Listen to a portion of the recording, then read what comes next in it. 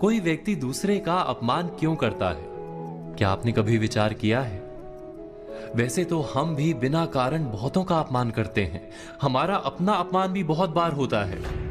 संसार का सारा व्यवहार एक दूसरे का अपमान करने पर टिका है। जैसे पति अपनी पत्नी का अपमान करता है, पिता अपनी संतानों का अपमान करता है, नौकरी देने वाला अपने नौकर का अपमान करता है, अर्थात जो भी बलवान है वो निर्बल का अपमान करता है।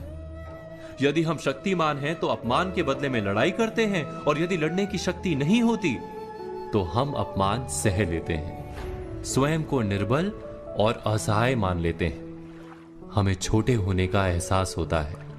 ऐसा प्रतीत होता है जैसे हमारी आत्मा कुचली गई हो। किंतु कोई किसी का अपमान क्यों करता है? हम विचार कर रहे थे कि जब अपमान होता है तो मनुष्य को अपनी निर्बलता का एहसास होता है, और निर्बलता का बोध मनुष्य को कुचल देता है। वो अधिक से अधिक निर्बल बन जाता है, अत्याचार सहने की आदत सी पड़ जाती है, आत्मविश्वास का नाश हो जाता है। और जब आत्मविश्वास नहीं होता तो मनुष्य शराब और जुए जैसे व्यसनों में सुख ढूंढता है, मन से रोगी बन जाता है। आखिर किसी भी मनुष्य की ऐसी दुर्गति कोई क्यों करता है? अपमान करने वाला वास्तव में क्या सिद्ध करना चाहता है? कभी गहराई से विचार किया है? हम विचार कर रहे थे कि कोई भी मनुष्य किसी का अपमान क्यों करता है।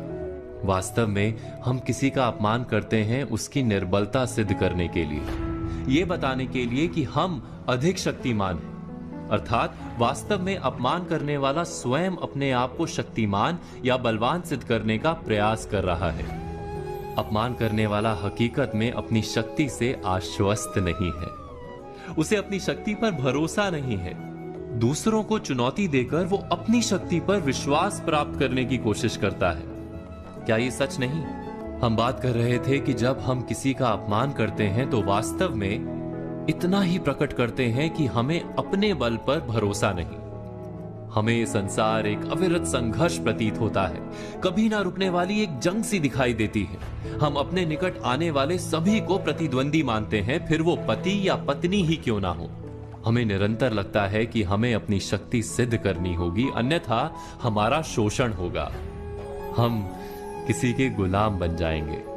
किंतु क्या हमने कभी विचार किया है कि दूसरों को प्रतिद्वंदी अर्थात दुश्मन मानने के बदले कलीग मान लें, हमारी सहायता करने वाले सहयोगी मान लें, अर्थात दूसरे व्यक्ति को प्रेम करें तो उसका अपमान करना आवश्यक ही नहीं होगा। किंतु प्रेम करने के लिए आत्मविश्वास आवश्यक है। जिसे अपनी शक्ति पर विश्वास नहीं, वो प्रेम कर ही नहीं सकता।